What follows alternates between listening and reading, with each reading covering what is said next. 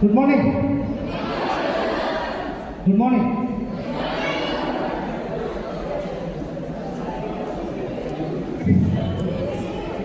ಎಲ್ಲರಿಗೂ ನಮಸ್ಕಾರ. ಈ ಒಂದು ತಾಲೂಕಾ ಹಿಂದುಳಿದ ವರ್ಗಗಳ ಕಲ್ಯಾಣ ಇಲಾಖೆ ಜಮಖಂಡಿ ಇವರ ಇಲಾಖೆಯ ಅಧೀನದಲ್ಲಿ ಈ ದಿನ ಪ್ರೀ ಮೆಟ್ರಿಕ್ ನಿಲಯಾರ್ಥಿಗಳಿಗೆ ಹಾಗೂ ಪೋಸ್ಟ್ ಮೆಟ್ರಿಕ್ ನಿಲಯಾರ್ಥಿಗಳಿಗೆ ಒಂದು ವಿಶೇಷ ಕಾರ್ಯಾಗಾರ. ಅದು ಯಾವುದರ ಕುರಿತು ಅಂದರೆ ಸ್ಪರ್ಧಾತ್ಮಕ ಪರೀಕ್ಷೆ ಜೊತೆಗೆ ವೃತ್ತಿ ಮಾರ್ಗದರ್ಶನ. ಹೌದಿಲ್ರಿ? ಅದಕ್ಕೆ ಈ ದಿನ, ಈ ಸಮಯ, ಈ ಕ್ಷಣ ತಮಗೆಲ್ಲ ಭಾಳ ವಿಶೇಷ. ಯಾಕಂದ್ರೆ ನಾವು ನಿಮ್ಮ ವಯಸ್ಸಲ್ಲಿದ್ದಾಗ ಈ ಥರ ವರ್ಕ್ಶಾಪ್ಗಳು ಆಗ್ತಿದ್ದಿದ್ದಿಲ್ಲ. ನೋಡ್ರಿ, ಈ ವರ್ಕ್ಶಾಪ್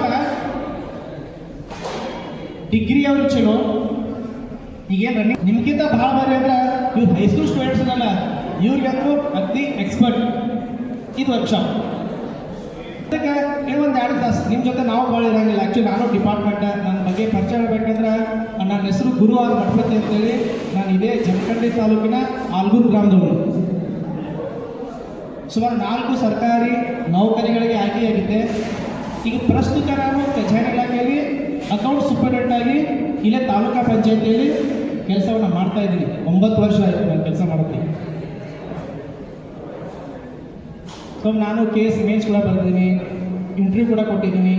ಬಟ್ ಕೊನೆಯದಾಗಿ ಒಂದು ಸರ್ಕಾರಿ ಸೇವೆಗೆ ಸೇರಿ ಈಗ ನಾನು ಗೌರ್ಮೆಂಟ್ ಸರ್ವೆಂಟ್ ಆಗಿ ಕೆಲಸ ಮಾಡ್ತಾ ಇದ್ದೀನಿ. ರಾಜ್ಯದ ಸ್ಪರ್ಧಾತ್ಮಕ ತರಬೇತಿ ಕೇಂದ್ರಗಳಲ್ಲಿ ಈಗ ಸಾಮಾನ್ಯ ಜ್ಞಾನ, ಪ್ರಚಲಿತ ಘಟನೆ, ಭಾರತದ ಸಂವಿಧಾನ ಜೊತೆಗೆ ಯಾವ ರೀತಿಯಾಗಿ ಓದಬೇಕಂದ್ರೆ ಮೋಟಿವೇಶನ್ ಕ್ಲಾಸಸ್ಸನ್ನು ಈ ಗೌರ್ಮೆಂಟ್ ಸರ್ವಿಸ್ನೊಂದಿಗೆ ಟೈಮ್ ಫ್ರೀ ಇದ್ದರೆ ಕೊಡ್ತಾ ಇರ್ತೀವಿ. ಮರ್ನೂರು ಸರ್ ಮಾಡಿ ನಮಗೆ ಜನವರಿ 26ಕ್ಕೆ ಬಂದಿದ್ದರು. ನಮ್ಮ ಕರ್ನಾಟಕ ರಾಜ್ಯ ಸರ್ಕಾರಿ ನೌಕರ ಸಂಘದ ಧ್ವಜಾರೋಹಣದಲ್ಲಿ ಬಂದಿದ್ದರು. ಸರ್, ಈ ಥರ ಒಂದು ಕ್ಲಾಸಸ್ ಮಾಡತ್ತೀವಿ, ಸೊ ನೀವು ಬರ್ರಿ, ಜೊತೆಗೆ ಇನ್ನೊಬ್ರು ಎಕ್ಸ್ಪರ್ಟ್ ಯಾರಾದ್ರಿದ್ರೆ ಕರ್ಕೊಂಡು ಬರ್ರಿ ಅಂತೇಳಿ. ಯಾಕಂದ್ರೆ ನಮಗೂ ಕುರ್ಚಿ ಮೇಲೆ ಕೂತು ಕೆಲಸ ಮಾಡಿ ಬ್ಯಾಸ ಆಗಿರ್ತದೆ.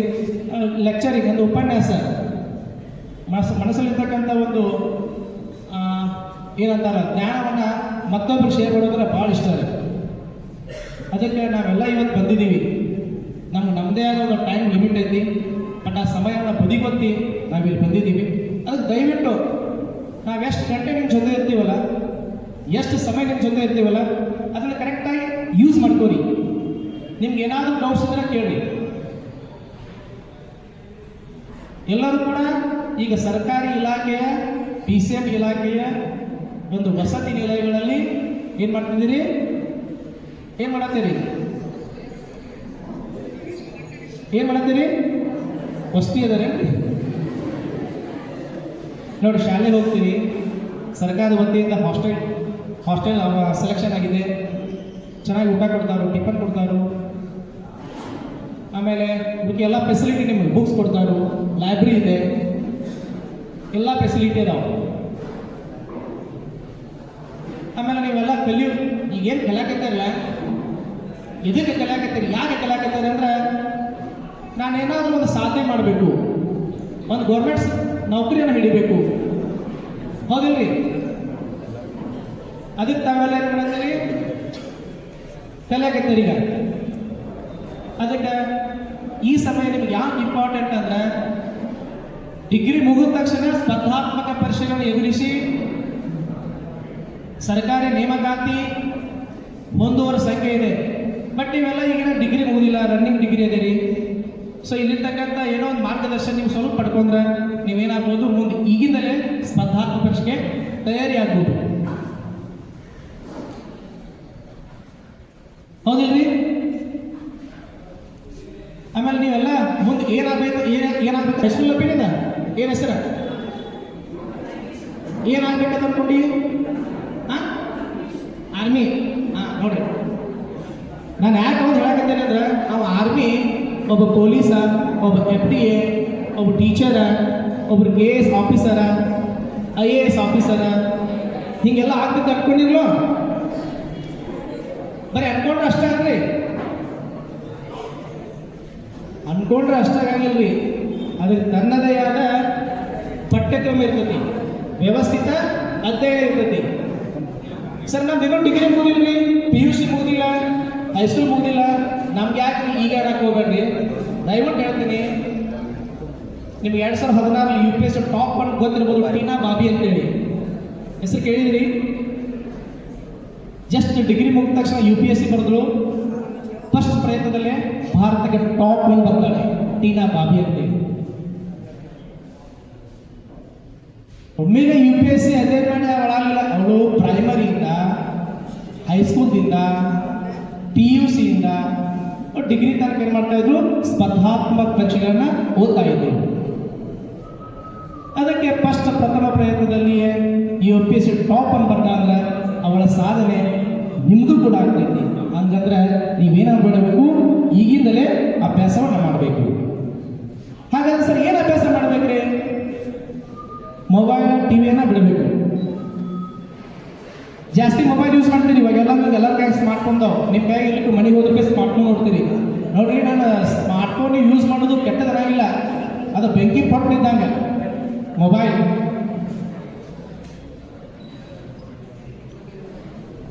ನೀವು ಕಡ್ಡಿ ಕೊಡಿದ್ರೆ ಅದರಿಂದ ನಿಮ್ಮ ಜೀವನ ಬೆಳಕಾಗ್ತತಿ. ಅದೇ ಕಡ್ಡಿ ಕೊಡದ ಬೆಂಕಿ ಹಚ್ಚಿದ್ರೆ ಬನವಿನೂ ಸುಡ್ತತಿ. ಯಾಕಂದ್ರೆ ಮೊಬೈಲ್ಗಳಲ್ಲಿ ಸಾಕಷ್ಟು ಇವತ್ತು ಆನ್ಲೈನ್ ಕ್ಲಾಸಸ್ ಅದಾವ. ನೀವೆಲ್ಲ ಏನು ಮಾಡ್ಬೋದು, ಈಗಿಂದನೇ ಫ್ರೀ ಟೈಮ್ ಇದ್ದಾಗ ಆನ್ಲೈನ್ ಕ್ಲಾಸಸ್ ನೋಡ್ಬೋದು. ಎವ್ರಿ ಮತ್ತು ಮ್ಯಾಗ್ಝಿನ್ಸ್ ಬರ್ತಾವು, ಮ್ಯಾಗ್ಝಿನ್ಸನ್ನು ಓದ್ರಿ. ಆಮೇಲೆ ನಿಮ್ಮ ಹಾಸ್ಟೆಲ್ಗಳೆಲ್ಲ ಡೈಲಿ ನ್ಯೂಸ್ ಪೇಪರ್ ಬರ್ತಾವಿಲ್ರಿ, ನ್ಯೂಸ್ ಪೇಪರ್ ಓದ್ರಿ. ಸರಿ, ಎಂಥ ವಿಷಯ ಓದಬೇಕು? ಎಲ್ಲ ಕರೆಂಟ್ ಅಫೇರ್ಸ್ ಓದಾಗಿಲ್ಲ. ಇಲ್ಲಿ ಒಂದೇನೋ ಶಾಸಕರು ರಸ್ತೆಯನ್ನ ಗುದ್ದಲಿ ಪೂಜೆ ಮಾಡಿದ್ರು ಅಂತ ಒಂದು ಓದಬೇಕಂದ್ರೆ ನೋ. ಈಗ ನಿನ್ನೊಂದು ನಿಮಗೆ ಗೊತ್ತಿರ್ಬೋದು, ಮಹಾರಾಷ್ಟ್ರದ DCM ಅಜಿತ್ ಪವಾರ್ ಅವರು ಲಘು ವಿಮಾನ ಅಪಘಾತದಲ್ಲಿ ಮರಣ ಹೊಂದಿದ್ರು. ಸೊ ನೋಡಿ, ವಿಮಾನ ಅಂದ ತಕ್ಷಣ ಇದೊಂದು ತಂತ್ರಜ್ಞಾನ, ಟೆಕ್ನಾಲಜಿ. ಸಾರಿಗೆ ಸಂಪರ್ಕ ಜಿಯೋಗ್ರಫಿ ಸರ್ ಹೇಳ್ತಾರೆ, ವಾಯು ಸಾರಿಗೆ. ಕ್ವಶನ್ ಕೇಳ್ತಾರೆ, ಎಲ್ಲಿಂದ ಎಲ್ಲಿಗೆ ಬರ್ತಾ ಇದ್ರು? ಮುಂಬೈ ಟು ಬಾರಾಮತಿ. ನೋಡಿ ಕ್ವಶನ್ ಯಾವ ಥರ ರೈಸ್ ಆಗ್ತಾವೆ. ಹಾಗಾದ್ರೆ ಅಜಿತ್ ಪವಾರ್ ಪ್ರಸ್ತುತ ಮಹಾರಾಷ್ಟ್ರ ಸರ್ಕಾರದಲ್ಲಿ ಯಾವ ಹುದ್ದೆಯಲ್ಲಿದ್ದರು? DCM, ಉಪಮುಖ್ಯಮಂತ್ರಿ. ಹಾಗಾದ್ರೆ ಎಷ್ಟನೇ ಬಾರಿಗೆ ಅವರು DCM ಆಗಿದ್ರು? 6ನೇ ಬಾರಿಗೆ. ಹಾಗಾದ್ರೆ ಆ ಲಘು ವಿಮಾನದ ಹೆಸರು ಏನು? ಆ ವಿಮಾನ ಅಪಘಾತದಲ್ಲಿ ಎಷ್ಟು ಮರಣ ಹೊಂದಿದೆ, ಎಷ್ಟು ಜನ ಮರಣ ಹೊಂದಿದೆ? ಇಂಥ ಕ್ವಶನ್ ಆಗ್ತಾವ್ರಿ.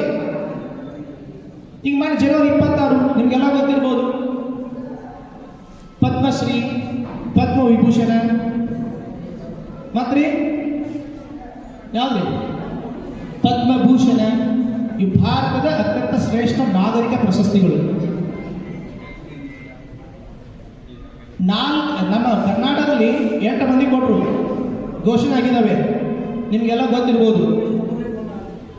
ನಮ್ಮ ಉತ್ತರ ಕರ್ನಾಟಕದ KBಯ ಮಹಾನ್ ವ್ಯಕ್ತಿ, ಮೊನ್ನೆ ತಾನೇ ಚೇರ್ಮನ್ ಹುದ್ದೆಯನ್ನು ಕೆಳಗಿಳಿದಂಥ ಪ್ರಭಾಕರ್ ಕೋರೆ ಅವರಿಗೆ ಕೂಡ ಏನು ಮಾಡಿದ್ರು, ಪದ್ಮಶ್ರೀ ಅವಾರ್ಡ್ ಘೋಷಣೆ ಮಾಡಿದ್ರು. ಇಂಥ ಕ್ವಶನ್ ಆಗ್ತದೆ. ಇಂಥವು ಏನು ಮಾಡ್ಬೇಕು, ನೀವು ಕರೆಂಟ್ ಅಫೇರ್ಸನ್ನು ಓದಬೇಕು, ಜೊತೆ ಅವ್ರು ಕಟಿಂಗ್ ಮಾಡ್ಕೋಬೇಕು. ಈ ಪ್ರಭಾಕರ್ ಕೋರೆ ಕೊಟ್ಟರೆ ಅಂದ್ರೆ ಅವ್ರ ಜೀವನ ಬಗ್ಗೆ ಎಲ್ಲ ಒಂದು ಏನು ಮಾಡಿತ್ತು, ಅದು ಆರ್ಟಿಕಲ್ ಕೊಟ್ಟಿರ್ತಾರೆ, ಅವುಗಳನ್ನ ಏನು ಮಾಡಬೇಕು, ಕಟ್ ಮಾಡಿ ಒಂದು ಬುಕ್ ಮಾಡಬೇಕು. ಈಗಿನ ಪ್ರಯತ್ನ ಮಾಡ್ರಿ, ಏನು ಆಗಿಲ್ಲ. ಯಾಕಂದ್ರೆ ಎಷ್ಟು ಫೆಸಿಲಿಟಿ ಇದೆ ಎಲ್ಲರಿಗೂ. ನಾ ಹೈಸ್ಕೂಲ್ ಇದ್ದಾಗ ರಿಯಲ್ ಹೇಳ್ತೀನಿ, PUC ಇದ್ದಾಗ ಈ ಥರನ ಸ್ಪರ್ಧಾತ್ಮಕ ಪರೀಕ್ಷೆಗಳಿಗೆ ಯಾರು ಕೂಡ ಈ ಥರ ವರ್ಕ್ಶಾಪ್ ಮಾಡೇ ಇಲ್ಲ. ನಿಮ್ಗೆ ಎಷ್ಟು ಅನುಕೂಲ ಐತೆ ನೋಡ್ರಿ, ಎಲ್ಲೆಲ್ಲೋ ಟೈಮ್ ವೇಸ್ಟ್ ಮಾಡ್ತಿರ್ತೀರಿ. ಇಂಥ ವರ್ಕ್ಶಾಪ್ಗಳು ನಿಮ್ಮ ಜೀವನವನ್ನು ಬದಲಾಯಿಸುವ ಸಾಮರ್ಥ್ಯ ಹೊಂದಿವೆ. ಓದ್ರಿ, ಇವತ್ತಿಂದ ಓದ್ರಿ. ಲೈಬ್ರರಿ ಅದಾವ, ಹಾಸ್ಟೆಲ್ ಲೈಬ್ರರಿ ಅದಾವ, ಡೈಲಿ 1 ತಾಸು ಕೂತವ್ರಿ, ಸರ್ಸ್ ಎಲ್ಲ ಹೇಳ್ತಿರ್ತಾರೆ. ಯಾಕಾಗಿಲ್ಲ? ನನಗೊಬ್ಬ ಹೆಸರು ನೆನಪಾಗ್ತಾ ಇಲ್ಲ. ಆಂಧ್ರ ಪ್ರದೇಶದಲ್ಲಿ ಒಬ್ಬರು ಮಹಿಳೆ ಸ್ಕ್ಯಾರಿಯೋಲಿಸಿಸ್ ಅಂತ ಗಂಡು ಹುರಿಯ ಸಮಸ್ಯೆಯಿಂದ ಬಳಲ್ತಾ ಇದ್ರು. ನೋಡಿ, ಎಷ್ಟು ಅದ್ಭುತವಾದ ಸಾಧನೆ ಅವಳು. ಸರಿಯಾಗಿ ಪೆನ್ ಹಿಡಿಯಕ್ಕೆ ಬರಂಗಿಲ್ಲ. ನಾನು UPS ಹೆಂಗೆ ಮಾಡ್ಬೇಕಂತ ಹೇಳಿ ಅವ್ಳ ಮನಸ್ಸಲ್ಲಿ ಅಚ್ಚಳದ ಒಂದು ಏನಿತ್ತು, ಗುರಿ ಇತ್ತು, ಛಲ ಇತ್ತು. ಅವಳು ಯಾವುದೇ ರೋಗ ಅವಳಿಗೆ ಅವ್ರ ಸಾಧನೆ ಅಡ್ಡಿ ಬರಲಿಲ್ಲ. ಅವಳು ಕೂಡ UPS ಟಾಪ್ ಅವ್ರು ಬರ್ತಾಳೆ. ಅಂಥ ಒಂದು ಮಹಾನ್ ಏನು ಸಮಸ್ಯೆಗಳು ನಿಮ್ಗೆ ಏನಾರ ಅವನ್ರಿ, ನಿಮ್ಮಲ್ಲಿ ಮನಸ್ಸಿಲ್ಲ ಅಷ್ಟೇ. ನೀವೇನಿಲ್ಲ, ಈಗ ನಿಮ್ಮೇನ ಹೈಸ್ಕೂಲ್ ಬುಕ್ಸ್ ಏನು ಓದ್ತಿರಲ್ಲ, ಇದ್ರ ಜೊತೆಗೆ ಇವನ್ನ ಕರೆಕ್ಟಾಗಿ ಹೋದ್ರೆ ಮೊದಲು ಮ್ಯಾಥ್ಸು, ಸೈನ್ಸು, ಮೆಂಟಲ್ ಅಬಿಲಿಟಿ, ಪರಿಸರ ಅಧ್ಯಯನ, ಸಮಾಜ ವಿಜ್ಞಾನ, ಇವೆಲ್ಲ ಬೇಸಿಕ್ ಫೌಂಡೇಶನ್. ಇವರು ಕರೆಕ್ಟಾಗಿ ಓದ್ಕೋರಿ. ಜೊತೆಗೆ ಟೈಮ್ ಸಿಕ್ಕಾಗ magazines, news paper, online classes, ಈ ಥರ ವರ್ಕ್ಶಾಪ್ಗಳನ್ನ ಅಟೆಂಡ್ ಆಗಿದೆ. ನಾನು ಸ್ಪರ್ಧಾತ್ಮಕ ಪರೀಕ್ಷೆಗೆ ಬೆಂಗಳೂರು, ಧಾರವಾಡ, ಬಿಜಾಪುರ ಕ್ಲಾಸಸ್ ಮಾಡಕ್ಕೆ ಹೋಗಿರ್ತೀನಿ.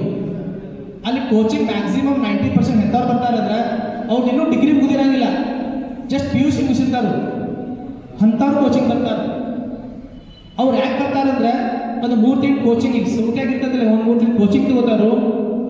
ಕೋಚಿಂಗಲ್ಲಿ ಏನೇನು ಓದಬೇಕು, ಯಾವ ಪುಸ್ತಕ ಓದಬೇಕು, ಹೆಂಗೆ ಓದಬೇಕು, ಆಮೇಲೆ ಜ್ಞಾನವನ್ನು ತಿಳ್ಕೊಂಡಿರ್ತಾರೆ ಸ್ಪರ್ಧಾತ್ಮಕ ಪರೀಕ್ಷೆ ವಿಷಯಗಳ ಬಗ್ಗೆ. ಅವ್ರು ಇವತ್ತು ಡಿಗ್ರಿಯಿಂದ ಏನು ಮಾಡ್ತಿರ್ತಾರೆ ಅಂದರೆ ಪರೀಕ್ಷೆಗಳನ್ನ ತಯಾರಿ ಮಾಡಲು ಪ್ರಾರಂಭ ಮಾಡಿರ್ತಾರೆ. ನಾನು ಯಾಕೆ ಹೇಳತ್ತಿದ್ದೇನೆ ಅಂದ್ರೆ ಈಗ ಕಾಂಪಿಟೇಷನ್ ಹಂಗೈತ್ರಿ. ಅವ್ರ ಈಗಿನದಲ್ಲಿ ಏನು ಮಾಡ್ತಾರೆ ಅಂದ್ರೆ ಕಾಂಪಿಟೇಟಿವ್ ತಯಾರಾಗ್ತಾರೆ.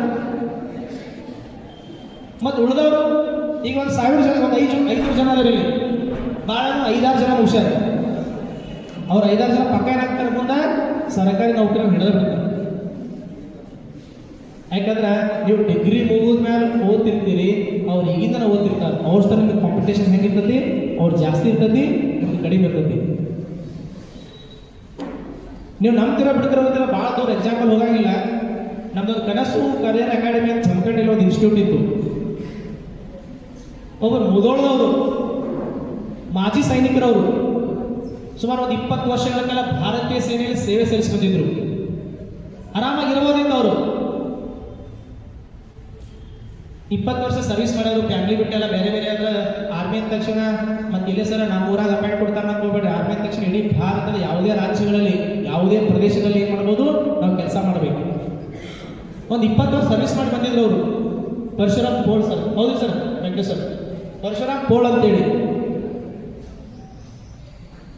ಅವರು ಆ್ಯಕ್ಚುಲಿ ನೋಡಿ ಕ್ವಶನ್ ಪೇಪರ್ ಹೆಂಗಿರ್ತಾವ ಗೊತ್ತಿದ್ದಿಲ್ಲ ಅಂಥ ವ್ಯಕ್ತಿ. ನಮ್ಮಲ್ಲಿ 3 ದಿನ ಕೋಚಿಂಗ್ ತೊಗೊಂಡು ಕರೆಕ್ಟಾಗಿ ಮಾರ್ಗದರ್ಶನ ತೊಗೊಂಡು ಅವ್ರಿಗೆ ಸಿವಿಲ್ PS ಆಗಿ ಕಲಬುರಗಿಯಲ್ಲಿ ಏನು ಮಾಡ್ತಾರೆ, PS ಆಗಿ ಟ್ರೈನಿಂಗ್ ಮಾಡಾಕತ್ತಾರೆ ನೋಡಿ. 20 ವರ್ಷ ಸರ್ವಿಸ್ ಮಾಡೋದು. ನೀವೆಲ್ಲ ಈಗ ಎಂಥವ್ರಂದ್ರೆ ನೀವು ಸರ್ವಿಸ್ ಮಾಡಿದಾರಲ್ಲ, ಜೀವನದಲ್ಲಿ ಹೊಸ ಕನಸನ್ನು ಕಾಣ್ತಕ್ಕಂಥ ವ್ಯಕ್ತಿಗಳು ನೀವೆಲ್ಲ. ಈಗ ನೀವು ಡಿಗ್ರಿ ಮುಗಿಸ್ಯಾರಿ, ನಾನು PUC ಮುಗಿಸ್ಯಾರಿ, ಮುಗಿಸಿರಪ್ಪ. ಆ ಮುಗಿಸಿದಕ್ಕೆ ಒಂದು ಕಿಮ್ಮತ್ತು ಬೇಕಲ್ಲ, ವ್ಯಾಲ್ಯೂ ಬೇಕಲ್ಲ. ಯಾವಾಗ ಸಿಗ್ತೈತೆ ಅದು? ಯಾವಾಗ ಸಿಗ್ತದ್ರಿ? ನೀನೇನಾದ್ರೂ ಸಾಧನೆ ಮಾಡಿದಾಗ. ಚೆನ್ನಾಗಿ ಓದಬೇಕು. ಸುಮ್ಮನೆ ಇನ್ನೊಬ್ಬ ಸರ್ವದ ಓದಾಗಿಲ್ಲ, ಇನ್ನೊಬ್ರು ಹೇಳ್ತಾರೆ ನೋಡ್ತಂತ ಓದಾಗಿಲ್ಲ. ಆತ್ಮತೃಪ್ತಿಯಿಂದ ಓದಬೇಕು, ಭಕ್ತಿಯಿಂದ ಓದಬೇಕು, ಪರಿಶ್ರಮ ಪಡಬೇಕು, ತಂದೆ ತಾಯಿಗಳ ಸ್ಯಾಕ್ರಿಫೈಸ್ ಕರ್ಕೊಂಡು ಹೋಗ್ಬೇಕು. ನಿಮಗೆಲ್ಲ ನಿಮ್ಮ ಮನೆಯ ಪರಿಸ್ಥಿತಿ ಗೊತ್ತಿರ್ತೈತಿ. ಆ ತಂದೆ ತಾಯಿಗಳಿಗೆ ಸಮಾಜದಲ್ಲಿ ಒಂದು ಒಳ್ಳೆ ಹೆಸರು ತರಬೇಕು ಅಂದ್ರೆ ನಾವು ಓದಬೇಕು, ನಾನು ಸಾಧನೆ ಮಾಡಬೇಕು, ಗೌರ್ಮೆಂಟ್ ಸರ್ವೆಂಟ್ ಆಗಬೇಕು, IAS ಆಫೀಸರ್ ಆಗಬೇಕು, KS ಆಫೀಸರ್ ಆಗಬೇಕು. ಇವತ್ತಿಬ್ಬರು ಗೆಸ್ಟ್ ಇದ್ರಿ ಇಲ್ಲಿ, ಅಸಿಸ್ಟೆಂಟ್ ಕಮಿಷನರ್ ಶ್ವೇತಾ ಬಿಡಿಕರ್ ಮೇಡಮ್ ಅಂತೇಳಿ. ಅವರು ಪೋಸ್ಟಲ್ ಅಸಿಸ್ಟೆಂಟ್ ಮುಂಚೆ ಕೇಂದ್ರ ಸರ್ಕಾರದ ಅಲ್ಲಿ ಸುಮಾರು ವರ್ಷಗಳಿಂದ ನೌಕರಿಯೊಂದಿಗೆ ಸ್ಪರ್ಧಾತ್ಮಕ ಪರೀಕ್ಷೆ ತಯಾರು ಮಾಡ್ತಾ KS ಎಕ್ಸಾಮ್ ಬರೋದು. ಇವತ್ತು ಅಸಿಸ್ಟೆಂಟ್ ಕಮಿಷನರ್ ಯಾರು ನೋಡಿ, ಎಂತೆಂಥ ಸಾಧ್ಯ ಅದಾವು. ಇನ್ನೊಬ್ರು ಇದ್ರು ಅನಿಲ್ ಬಡಿಗೆ ಸರ್ ಅಂತೇಳಿ, ಅವರು ಪ್ರೈಮರಿ ಟೀಚರ್. ಇವತ್ತು ಅವ್ರು ತಹಶೀಲ್ದಾರ್ ನಮ್ಮಲ್ಲಿ. ನೌಕರಿ ಜೊತೆಗೆ ಮತ್ತೆ ಏನು ಮಾಡಿದ್ರು, ಸ್ಟಡಿ ಮಾಡಿದ್ರು. ಇವತ್ತು ತಹಶೀಲ್ದಾರ್ ಆಗ್ಯಾರು. ನೀವೇನಾಗ ನೌಕರಿ ಮಾಡಕತ್ತೀರಿ ಮತ್ತೆ ನಾವು ನಿಮ್ದೇನು ಕೆಲಸ ಓದುದು, ಚೆನ್ನಾಗಿ ಓದ್ಬೇಕಷ್ಟೆ. ಮತ್ತು ಆ ಪರಶುರಾಮ್ PS ಆದ್ರೆ ಅವ್ರ ಜೊತೆ ಏನಾದ್ರು ನೀವು ಇಂಡಿಯನ್ ಆರ್ಮಿ ಒಳಗೆ ಸರ್ವಿಸ್ ಮಾಡಿ ಬಂದ್ರೆ ನೋ, ನಿಮಗೆ ನಿಮ್ಮದೇ ಆದ ಜೀವನದಲ್ಲಿ ಏನಾದರೂ ಭದ್ರವಾದ ಅಡಿಪಾಯ ಐತೇನೆ? ನೋ. ಬಟ್ ಈಗ ಭದ್ರವಾದ ಅಡಿಪಾಯ ಹಾಕುವಂಥ ಅದ್ಭುತವಾದ ಸಮಯ. ಇಡೀ 100 ವರ್ಷ ಬದುಕು, 50 ವರ್ಷ ಬದುಕು, 80 ವರ್ಷ ಬದುಕು ಗೊತ್ತಿಲ್ಲ. ಬಟ್ ಒಂದು ಮನುಷ್ಯನಲ್ಲಿ, ಒಬ್ಬ ವ್ಯಕ್ತಿಯಲ್ಲಿ ಜೀವನದ ಅತ್ಯಮೂಲ್ಯ ಸಮಯ ಯಾವುದಂದ್ರೆ ಸಾಧನೆ ಮಾಡುವಂತ ಈ ಸಮಯ. ನಿಮ್ಗೆಲ್ಲರೂ ಬಹಳ ಒಳ್ಳೆ ಫ್ಯೂಚರ್ ಐತ್ರಿ. ನಾ ಏನಾಗ್ತಂದ್ರೆ ಕೆಲವೊಂದು ಹೇಳ್ತಾರೆ ಲೇಡೀಸ್, ಏನ್ ಹೇಳ್ತೀರಿ ಸರ್, ಡಿಗ್ರಿ ಮುಗಿದ ತಕ್ಷಣ ನಮ್ಮ ಮನ್ಯಾಗ ಮದುವೆ ಮಾಡ್ತಾರೆ, ಗಂಡನ ಹಾಕಂತ ಇರ್ತಾರೆ. ಅದಂತೂ ಇರುದ ದೋಸ್ತ್ ಆಗಕ್ಕಂತ ಖುಷಿ ಆಗೈತೆ ನಾವು, ನಮಗಂತ ಅವಕಾಶ ಇಲ್ಲ ಅಂತೇಳಿ. ನಿನಗೂ ಅದಾವತ್ತಮ್ಮ, ನೌಕರಿ ಹೆಣ ಕೊಡ್ತಾರೋ, ಇಲ್ಲ ಅಂದ್ರೆ ಮಣ್ಣು ಕೊಡ್ತಾರೆ, ಮಣ್ಣು ಏನು ಕೊಡಂಗಿಲ್ಲ. ನೌಕರಿ ಹಿಡಿದ್ರೆ ಚಲೋ ಹೆಣ ಕೊಡ್ತಾರೋ, ಹೌದಾ? ಹೊಸ ಮನಿ, ಹೊಸ ಕಾರ, ಹೊಸ ನಿಜ, ರಿಯಾಲಿಟಿ. ಅದಕ್ಕೆ ನಾನು ಹೇಳ್ತೀನಿ ಸರ್, ಸರ್ಕಾರಿ ನೌಕರಿ ಒಂದೇ ಸಾಧನೆ ಅಂತ ಏನಲ್ಲ, ಹೌದಿಲ್ರಿ? ನಿಮ್ಮ ಖಾಸಗಿ ಕ್ಷೇತ್ರದಲ್ಲಿ ಕೂಡ ಅಪಾರವಾದ ಸಾಧನೆಯನ್ನು ಮಾಡಬಹುದು, ಅದು ಕೂಡ ಸಾಧನೆನೇ. ಸಾಕಷ್ಟು ಅವಕಾಶಗಳು ನಿಮ್ಗೆ ಗೊತ್ತಿರಂಗಿಲ್ಲ. ಕೇಂದ್ರ ಸರ್ಕಾರ ನೋಡ್ರಿ, ಇಂಡಿಯನ್ ಆರ್ಮಿ ಅಗ್ನಿವೀರ, ನೀವು 10th ಮುಗಿದ ತಕ್ಷಣ ಅಗ್ನಿವೀರ ಅಟೆಂಡ್ ಆಗ್ಬೋದು, ಭಾರತೀಯ ಸೇನೆಯಲ್ಲಿ ಸೇವೆ ಸಲ್ಲಿಸ್ಬೋದು.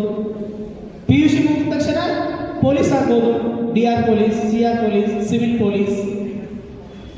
ಇನ್ನೊಂದು ಹೇಳ್ತೀವಿ ಸಿಲೆಬಸ್ ಬಗ್ಗೆ ನಿಮ್ಗೆ ಹೇಳ್ಬೇಕಂದ್ರೆ ಸರ್, ಎಲ್ಲ ನೌಕರಿಗೂ ಒಂದೇ ಸಿಲೆಬಸ್ ಇರ್ತೈತೇನ್ರಿ?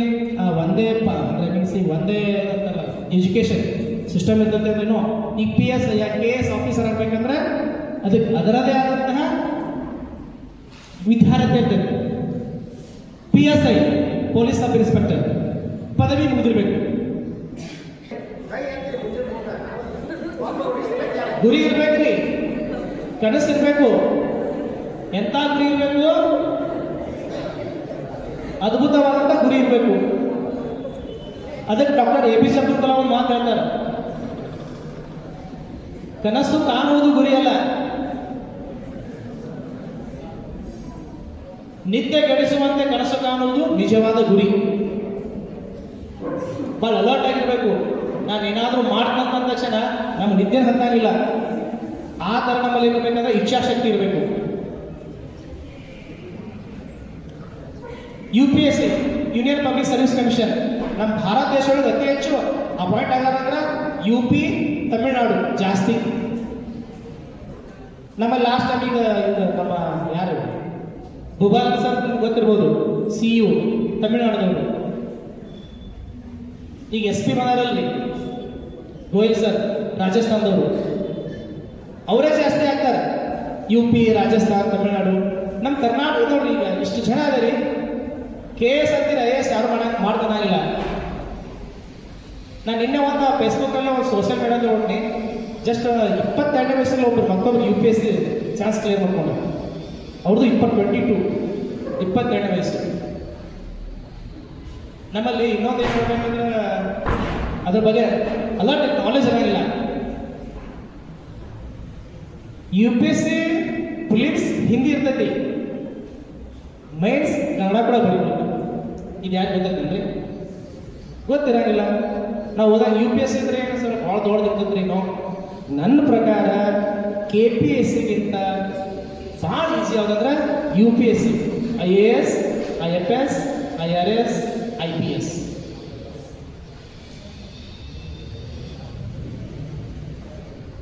ಒಂದಲ್ಲ, ಎರಡಲ್ಲ, ಮೂರಲ್ಲ, 4ನೇ ಪ್ರಯತ್ನದಲ್ಲಿ ಏನು ಮಾಡ್ಬೋದು? UPSC ಕ್ಲಿಯರ್ ಮಾಡ್ಕೋಬೇಕು, ಕ್ಲಿಯರ್ ಮಾಡ್ಬೋದು. ಮತ್ತು ಭಾಳ ಓದ್ಬೇಕಂದ್ರೆ ಏನಿಲ್ಲ, ಅದಕ್ಕೆ ಸಿಲೆಬಸ್ ಇರ್ತದೆ, ಸಿಲೆಬಸ್ ಪ್ರಕಾರ ಓದೋದು ಅಷ್ಟೇ. ఎవರಿಗೆ UPSC ಏನು ಮಾಡ್ತಾರೋ ಫಾರ್ಮರ್ ಮಾಡ್ತಾರೆ. ಬಟ್ KPSC ಹಾಗಲ್ಲ, ಅದು ಯಾವಾಗ ತೆರೀತದೆ ಗೊತ್ತಿರಂಗಿಲ್ಲ. ಅದಕ್ಕೆ ನೋಡ್ರಿ, ನಿಮ್ಮಲ್ಲೆಲ್ಲ ಹಾಸ್ಟೆಲ್ ಮೇಲ್ವಿಚಾರಕರು ಅವ್ರಿಗೆಲ್ಲ ಆಲ್ರೆಡಿ ಗೊತ್ತಿರ್ತಾವೆ ಯಾವ ಥರ ಎಕ್ಸಾಮ್ಸನ್ನ ಓದಬೇಕು. ಅವ್ರ ಕಡೆಯಿಂದ ಮಾರ್ಗದರ್ಶನ ತಗೋರಿ, ತಿಳ್ಕೋರಿ ನಾ ಯಾವ ಥರ ಓದ್ಬೇಕಂತೇಳಿ. ಭಾಳ ಈಸಿಯಾಗಿ ಓದ್ಬೇಕು, ಇಷ್ಟಪಟ್ಟು ಓದ್ಬೇಕು. ಸುಮ್ಮನೆ ನಮ್ಮ ಹಾಸ್ಟೆಲ್ ಸರ್ ಹೇಳಕ್ಕಿಂತಾರು, ನಮ್ಮ ಮೇಡಮ್ ಹೇಳ್ತಾರೆ ಓದಕ್ಕೆ ಹೋಗ್ಬಿಟ್ಟು, ದಯವಿಟ್ಟು ಹೇಳ್ತಾರೆ, ನಮ್ಮ ಜೀವನಕ್ಕಾಗಿ ನಮಗಾಗಿ ಓದ್ರಿ. ನಮ್ಮ ಜೀವನದ ನಿಜವಾದ ಹೀರೋ ನಾವೇ, ಮತ್ತಾರು ಅಲ್ಲ. ರೋಲ್ ಮಾಡೆಲ್ ಯಾರು ಇಟ್ಕೋಬೇಕು? ಇಂಥ ಟೀನಾ ಬಾಬಿ ಅಂತವ್ರು ಇಟ್ಕೋಬೇಕು. ಬಿಡ್ತೀರಿ ಸುದೀಪ, ಗಿಲ್ಲಿ, ಪಲ್ಲಿ, ಚಲ್ಲಿ ನೋಡ ಅವ್ರ ಬಗ್ಗೆ ಜಾಸ್ತಿ ಗೊತ್ತೈತೆ ನಿಮಗೆ. ಟೀನಾ ಬಾಬಿ ಬಗ್ಗೆ ಗೊತ್ತಿಲ್ಲ. ಅಂತ ರೋಲ್ ಮಾಡಲ್ ಇಟ್ಕೋರಿ, ಜೀವನದಾಗ ನೀವೇನಾಗ್ತೀರಿ, ದೊಡ್ಡ ಸಾಧಕರಾಗ್ತೀರಿ. ಹೌದಿಲ್ರಿ? ಈಗ ನೋಡಿ, ಓದುವಾಗ ಭಾಳ ಈಸಿ ಟ್ರಿಕ್ಸ್ ಇರ್ತಾವ. ನಾನು ಸುಮ್ಮನೆ ಎರಡು ಎಕ್ಸಾಂಪಲ್ ಕೂಡ ಹೋಗ್ತೀನಿ ನಿಮಗೆ. ಯಾವ ಥರ ಓದಬೇಕು ಸರ್ ಈಸಿಯಾಗಿ ಅಂದ್ರೆ, ಈಗ ಓಕೆನಾ, ನಾವು ಓದುವಾಗ ಕೂಡ ಟ್ರಿಕ್ಸ್ಗಳಾಗಿ ಹೋಗ್ಬೇಕು, ಶಾರ್ಟ್ ಟ್ರಿಕ್ಸ್ ಅಂತ ಹೇಳ್ತಾರೆ. ಈಗ ಫಾರ್ ಎಕ್ಸಾಂಪಲ್ ನೋಡಿ, ನಾನು ಬರೀತೇನೋ ಅದೇನಂತ ಹೇಳಿ, ನಾಗಭದ್ರ ಬಿಳಿ ಬಂಡೀಲಿ ಔಷಿಗೆ ಹೋದನು.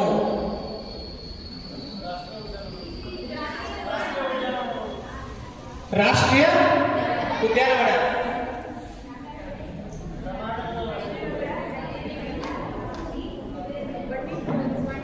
ಹಾ, ಪಂಡಿತ್ ಮೇಡಮ್ ಅವ್ರ ಕೇಳಿ ನೋಡ್ರಿ, ಇದು ಏನಂದ್ರ ಕರ್ನಾಟಕದ 5 ಹುಲಿ ಸಂರಕ್ಷಿತ ಪ್ರದೇಶಗಳು, ಟೈಗರ್ ರಿಸರ್ವ್ ಝೋನ್ಸ್. ನಮ್ಮ ಕರ್ನಾಟಕದ 5 ಅದಾವ. 1 ನಾಗರಹೊಳೆ, 2 ಭದ್ರಾ, 3 ಬಿಳಿಗಿರಿ ರಂಗನ ಬೆಟ್ಟ, 4 ಬಂಡೀಪುರ, 5 ಔಷಿ. ಎಷ್ಟು ಈಸಿ. ಈ ಒಂದು ಮಾಡಿ ನೀವು ಸರ್ಕಸ್ ಕೊಟ್ಟಿದ್ರೆ ನೀವು ಈಸಿಯಾಗಿ ಏನು ಮಾಡ್ಬೋದು, ಆ ಹುಲಿ ಸಂರಕ್ಷಿತ ಪ್ರದೇಶಗಳನ್ನ ಐಡೆಂಟಿಫೈ ಮಾಡ್ಬೋದು. ಹೌದಿಲ್ಲ?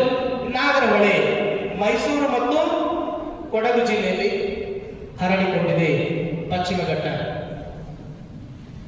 ಭದ್ರಾ ಚಿಕ್ಕಮಗಳೂರು. ಹೌದಿಲ್ರಿ? ಬಿಳಿಗಿರಿ ರಂಗನ ಬೆಟ್ಟ ಚಾಮರಾಜನಗರ. ಬಂಡೀಪುರ ಇದು ಯಾವ ಜಿಲ್ಲೆ? ವೆರಿ ಗುಡ್, ಇದು ಚಾಮರಾಜನಗರ. ಔಷಿ ಉತ್ತರ ಕನ್ನಡ. ಕಾಳಿ ಟೈಗರ್ ರಿಸರ್ವ್ ಇರ್ತಾರೆ.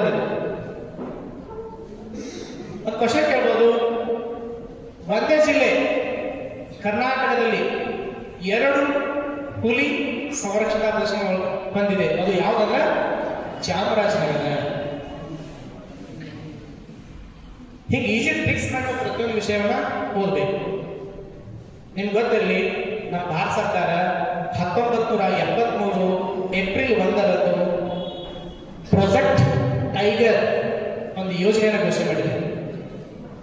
ಏನು ಪ್ರಾಜೆಕ್ಟ್ ಟೈಗರ್ ಯೋಜನೆ ಉದ್ದೇಶ ಅಂದ್ರೆ, ನಿಮ್ಗೆ ಗೊತ್ತಿಲ್ಲ, ನಮ್ಮ ಭಾರತೀಯ ರಾಷ್ಟ್ರೀಯ ಪ್ರಾಣಿ ಯಾವ್ರಿ? ಹುಲಿ. ಚುರುಕು ಮತ್ತು ಸಾಮರ್ಥ್ಯಕ್ಕೆ ಅತ್ಯಂತ ಹೆಸರುವಾಸಿ. ಹೌದಿಲ್ರಿ? ಸೊ ಹಾಗಾಗಿ ಭಾರತ ದೇಶದಲ್ಲಿ ಹುಲಿಗಳ ಸಂಖ್ಯೆಯನ್ನು ಜಾಸ್ತಿ ಮಾಡಬೇಕು, ಹುಲಿ ಸಂಖ್ಯೆಯನ್ನು ಹೆಚ್ಚು ಮಾಡಬೇಕಂತೇಳಿ 1973ರಲ್ಲಿ ಟೈಗರ್ ಪ್ರಾಜೆಕ್ಟ್ ಘೋಷಣೆ ಆಗಿದೆ. ಇಡೀ ಭಾರತ ದೇಶಾದ್ಯಂತ 58 ಟೈಗರ್ ರಿಸರ್ವ್ ಘೋಷಣೆ ಸದ್ಯ 2025ರ ಸರ್ವೆ ಪ್ರಕಾರ, 2025 ಪ್ರಕಾರ. ಅತಿ ಹೆಚ್ಚು ಹುಲಿ ಸಂರಕ್ಷಣೆ ಮಾಡಿರ್ತಕ್ಕಂಥ ರಾಜ್ಯ ಏನಂದ್ರೆ ಮಧ್ಯಪ್ರದೇಶ್ 9. ಇದು UPSC ಕ್ವಶನ್ ಆಗಿತ್ತು.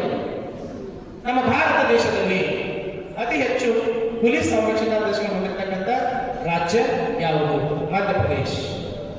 ಇದು ಸಂಬಂಧಪಟ್ಟ ಇನ್ನೊಂದು ಕ್ವಶನ್ ಆಗಿದೆ. ನಮ್ಮ ಭಾರತ ದೇಶದಲ್ಲಿಯೇ ಅತ್ಯಂತ ದೊಡ್ಡದಾದ ಲಾರ್ಜೆಸ್ಟ್ ಟೈಗರ್ ರಿಸರ್ವ್ ಝೋನ್ ಯಾವ್ದು ಹೇಳೋಣ? ಯಾವ್ದ್ರಿ? ನಾಗಾರ್ಜುನ ಸಾಗರ ಮತ್ತು ಶ್ರೀಶೈಲ, ತೆಲಂಗಾಣ ಮತ್ತು ಆಂಧ್ರ ಪ್ರದೇಶ್ 2 ರಾಜ್ಯಗಳು ವಿಸ್ತರಣೆ ಮಾಡಿದ್ರು. ನಮ್ಮ ಭಾರತ ದೇಶದಲ್ಲಿ ಅತ್ಯಂತ ದೊಡ್ಡದಾದ ಹುಲಿ ಸಂರಕ್ಷಿತ ಪ್ರದೇಶ. ಪ್ರತಿ ವರ್ಷ ಜುಲೈ 29 ನಾವು ಏನ್ ಮಾಡ್ತೀವಿ? ವಿಶ್ವ ಹುಲಿಗಳ ದಿನಾಚರಣೆ ಮಾಡ್ತೀವಿ ನಾವು, ಜುಲೈ 29. ನೋಡ್ರಿ, ಒಂದೊಂದು ಭಕ್ತರು ಅದಕ್ಕೆ ಸಂಬಂಧಪಟ್ಟಾಗ ಏನ್ ಮಾಡ್ಬೇಕು? ಸ್ಟಡಿ ಮಾಡ್ತಾ ಹೋಗ್ಬೇಕು. ನಮ್ಮ ಭಾರತ ಒಳಗ ಪ್ರಸ್ತುತ ಎಷ್ಟು ಹುಲಿಗಳದಾವು? ಎಷ್ಟು ಅದಾವ್ರಿ? 775. ಅತಿ ಹೆಚ್ಚು ಹುಲಿಗಳು ಹೊಂದಿರತಕ್ಕಂಥ ರಾಜ್ಯ ಮಧ್ಯಪ್ರದೇಶ್. ನಮ್ಮ ಕರ್ನಾಟಕದಲ್ಲಿ 393 ಹುಲಿಗಳಿದಾವೆ. ಈ ತರ ಏನ್ ಮಾಡ್ಬೇಕಂದ್ರೆ ನಾವು ಸ್ಟಡಿ ಮಾಡ್ಬೇಕು. ಬರೀ ಒಂದು ಲೈನ್ ತಿಳ್ಕೊಂಡು ಬಿಡಾಗಿಲ್ಲ. ಈಗ ನೀನು ವಿಮಾನ ಅಪಘಾತ ಅಂತ ಅಷ್ಟ ಓದಾಗಿಲ್ಲ, ಕಂಪ್ಲೀಟ್ ಆಗಿ ಎಲ್ಲ ಸ್ಟಡಿ ಮಾಡ್ಬೇಕು. ಈ ತರ ನಾವು ಓದಿದ್ರೆ ಏನಾಗ್ತೈತಿ, ನಮ್ಮಲ್ಲಿ ಹೆಚ್ಚಿನ ನಾಲೆಜ್ ಬರ್ತೈತಿ. ಅವ್ರು ಯಾವ ತರ ಕ್ವಶನ್ ಕೇಳಿದ್ರು ಕೂಡ ಏನ್ ಮಾಡ್ಬೋದು, ಆನ್ಸರ್ನ ಮಾಡ್ಬೋದು. ಹೌದಿಲ್ಲ? ಈಗ ಇನ್ನೊಂದು ಒಂದು ಟ್ರಿಕ್ಸ್ ಹೇಳ್ತೇನೆ ನಿಮ್ಗೆ. JCB ರೋಸ್, JCB ರೋಸ್ ನೀವು ವಿಜಯ ನೆನಪಿಡ್ಬೋದ? ಇಲ್ಲಿ ನೋಡ್ರಿ, ಜೆ ಅಂದ್ರ ಜೀಲಂ, ಸಿ ಅಂದ್ರ ಚಿನಾಬ, ಬಿ ಅಂದ್ರ ಬಿಯಾಸ್, ಆರ್ ಅಂದ್ರ ರಾವಿ, ಎಸ್ ಅಂದ್ರ ಸಟ್ಲೇಜ್. ಗೊತ್ತಾಗ್ತದೆ ನೀವು ಏನಂತೇಳಿ? ಎಸ್, ಸಿಂಧು ನದಿಯ ಉಪನದಿಗಳು. ಬಾಯ್ಪಾಟ್ ಆಗಕ್ಕೆ ಹೋಗ್ಬೇಡ್ರಿ, ಇಷ್ಟು ನೆನಪಿಟ್ಟು ಹೋಗ್ಬೇಡ್ರಿ. ಸಿಂಧು ನದಿ ಭಾರತದಲ್ಲಿ ಸುಮಾರು 788 ಕಿಲೋಮೀಟರ್ ಉದ್ದವಾಗಿರ್ತದೆ. ಇದನ್ನ ಭಾರತದ ನದಿಗಳ ತಂದೆ ಕರೀತಾರೆ. ಈ ಸಿಂಧು ನದಿಯಿಂದಲೇ ಭಾರತಕ್ಕೆ ಇಂಡಿಯಾ ಹೆಸರು ಬರ್ತದೆ. ಇದು ಎಷ್ಟು ದೇಶಗಳಿರ್ತದೆ ಅಂದ್ರೆ 3 ದೇಶಗಳಲ್ಲಿ. ಹೌದಿಲ್ಲ? ಟಿಬೆಟ್ನ ಕೈಲಾಸ ಪರ್ವತದ ಮಾನಸ ಸರೋವರದಲ್ಲಿ ಹುಟ್ಟುತ್ತದೆ. ಅಲ್ಲಿಂದ ಲಡಾಖ್ ಮೂಲಕ ಭಾರತವನ್ನ ಪ್ರವೇಶ ಮಾಡ್ತದೆ. ನೆಕ್ಸ್ಟ್ ಯಾವ ದೇಶ ಹೋಗ್ತದೆ ಅಂದ್ರೆ ಪಾಕಿಸ್ತಾನದ ನ್ಯಾಷನಲ್ ರಿವರ್ ಯಾವ್ದಾದ್ರೆ ಸಿಂಧು. ನೋಡಿ, ಭಾರತದ ರಾಷ್ಟ್ರೀಯ ನದಿ ಗಂಗಾ, ಪಾಕಿಸ್ತಾನದ ರಾಷ್ಟ್ರೀಯ ನದಿ ಸಿಂಧು. ಆ ಪಾಕಿಸ್ತಾನದ ಸಿಂಧುನಲ್ಲಿ ಮಾತ್ರ 3 ನದಿಗಳು ಬರ್ತಾವ. ಈ 5 ನದಿಗಳು ಭಾರತದ ಒಂದು ರಾಜ್ಯದಲ್ಲಿ ಇರ್ತಾವು. ಅದು ರಾಜ್ಯ ಅಂದ್ರೆ ಪಂಜಾಬ್. ಅದಕ್ಕೆ ಪಂಜಾಬನ ಪಂಚ ನದಿಗಳ ಬೀಡು ಅಂತ ಕರೀತಾರೆ. ಇದಕ್ಕೆ ಪಾಕಿಸ್ತಾನದಲ್ಲಿ ಇಂಡಸ್ ಅಂತ ಕರೀತಾರೆ. ಏನ್ ಕರೀತಾರೋ? ಇಂಡಸ್ ಅಂತ ಕರೀತಾರೋ. ಟಿಬೆಟ್ ನಲ್ಲಿ ಸಿಗ್ಲೆ ಕಬಾಬ್ ಅಂತ ಕರೀತಾರೆ. ಇವೆಲ್ಲ ತಿಳ್ಕೊಬೇಕ್ರಿ. ಒಂದು ನದಿ ಎಲ್ಲಿ ಹುಡ್ತೈತಿ, ಏನು ಎಷ್ಟು ರಾಜ್ಯಗಳು ಬೆಳಿತೈತಿ, ಅದಕ್ಕೆ ಎಷ್ಟು ಉಪನದಿಗಳು ಸೇರ್ಪಡೆ ಆಗ್ತಾವೆ, ಪೂರ್ವಕ್ಕೆ ಎಷ್ಟ, ಪಶ್ಚಿಮಕ್ಕೆ ಎಷ್ಟ.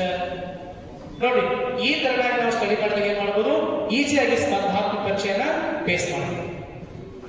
ಇವತ್ತು ಜನವರಿ 29 ಅಲ್ಲ, ನಾಳೆ ಜನವರಿ 30 ಐತಿ. ಒಂದು ಸ್ಪೆಷಲ್ ಡೇ ಅದು ನಿಮಗೆಲ್ಲ ಗೊತ್ತಿರ್ಬೋದು. ಯಾವ್ದು? ರಾಷ್ಟ್ರೀಯ ಹುತಾತ್ಮರ ದಿನ. ನಾ ಯಾಕೆ ಹೇಳಕತ್ತೀನಿ ಅಂದ್ರೆ, ನಾಳೆ ಸ್ಪರ್ಧಾತ್ಮಕ ಪರೀಕ್ಷೆಯಲ್ಲಿ ಇಂತಹ ಸಬ್ಜೆಕ್ಟ್ಗಳ ಮೇಲೆ ಪ್ರಶ್ನೆ ಕೇಳ್ತಾರು. ನೀವು ಈಗಿನಲ್ಲಿ ಕಣ್ಣಿಗೆ ಏನಾದರೂ ಕಂಡಿದ್ರೆ ನದಿಗಳ ಬಗ್ಗೆ ನೀವೆಲ್ಲ ಇವೇನು ಗೊತ್ತಿಲ್ಲ, ಡೈಲಿ ಸೈನ್ಸ್, ಸಮಾಜ ವಿಜ್ಞಾನ ಎಲ್ಲ ಇರತ್ತಾವ. ಬಟ್ ಮತ್ತಷ್ಟು ತಿಳ್ಕೊಳ್ಳೋ ಪ್ರಯತ್ನ ಮಾಡಿ. ನಾಳೆ ಜನವರಿ 30 ರಾಷ್ಟ್ರೀಯ ಹುತಾತ್ಮರ ದಿನ. ಭಾರತಕ್ಕಾಗಿ, ಭಾರತ ದೇಶಕ್ಕಾಗಿ ಯಾರು ತಮ್ಮ ಜೀವವನ್ನು ಕೊಡ್ತಾರೋ ಅಂತವ್ರು ಏನಂದ್ರೆ ಹುತಾತ್ಮರು ಕರಿತೀವಿ ನಾವು. ಸುಮ್ಮನೆ ಸತ್ತರು ಹುತಾತ್ಮರನ್ನಾಗಿಲ್ಲ. 1948 ಜನವರಿ 30 ಮಹಾತ್ಮ ಗಾಂಧೀಜಿಯವರನ್ನ ನಾಥೂರಾಮ್ ಗೋಡ್ಸೆ ಹತ್ಯೆ ಮಾಡಿದರು. ಆ ದಿನದ ಸ್ಮರಣಾರ್ಥವಾಗಿ ಇದರ ರಾಷ್ಟ್ರೀಯ ಹುತಾತ್ಮರ ದಿನ ಅಂತ ಕರೀತಾರೆ. ಆ ದಿನ ಏನ್ ಮಾಡೋದು, ನಾಳೆ ದಿನ ಎಲ್ಲ ಹುತಾತ್ಮರನ್ನ ಸ್ಮರಣೆ ಮಾಡುವಂತ ದಿನ. ಹೀಗೆಲ್ಲ ತಿಳ್ಕೋಬೇಕು. ಅದ ಅವತ್ತು ವಿಶ್ವ ಕುಷ್ಠರೋಗ ನಿರ್ಮೂಲನಾ ದಿನ ಐತಿ. ಈಗ ಬಿಫೋರ್ ಜನವರಿ 26 ಗಣರಾಜ್ಯೋತ್ಸವ ದಿನ. ನಿಮಗೆಲ್ಲ ಗೊತ್ತೈತಿ, 1950 ಜನವರಿ 26 ಭಾರತ ಸಂವಿಧಾನ ಜಾರಿ ಆಯಿತು. ಸಂವಿಧಾನಗಳನ್ನೆಲ್ಲ ಕರಡು ಸಲಹಾ ಸಮಿತಿ ಎಷ್ಟು ಮಂದಿ ಮೆಂಬರ್ಸ್ ಇದ್ರು, ಸಂವಿಧಾನ ಶಿಲ್ಪಿ ಯಾರು, ಸಂವಿಧಾನದಲ್ಲಿ ಎಷ್ಟು ದಿನ ಬೇಕಾದ್ರು, ಯಾವ್ಯಾವ ಪ್ರಾಂತ್ಯದಿಂದ ಯಾರ್ಯಾರು ಭಾಗವಹಿಸಿದ್ರು, ಹೌದಿಲ್ಲ, ಹಕ್ಕುಗಳು ಎಷ್ಟದಾವು, ಆಮೇಲೆ ಮೂಲಭೂತ ಕರ್ತವ್ಯಗಳು ಎಷ್ಟದಾವು, ತಿದ್ದುಪಡಿಗಳು, ಭಾಗಗಳು, ವಿಧಿಗಳು, ಇವೆಲ್ಲ ತಿಳ್ಕೋಬೇಕು. ಹೌದು, ಅದರ ಪೇಪರ್ ಎಲ್ಲ ಗೊತ್ತಿರ್ಬೋದು. 24 ರಾಷ್ಟ್ರೀಯ ಹೆಣ್ಣು ಮಕ್ಕಳ ದಿನ. ಗೊತ್ತಾಗ್ತದೆ ನಿಮಗೆಲ್ಲ? ಯಾಕೆ ದಿನ ರಾಷ್ಟ್ರೀಯ ಹೆಣ್ಣು ಮಕ್ಕಳ ದಿನ ಆಚರಣೆ ಮಾಡ್ತಾರೆ?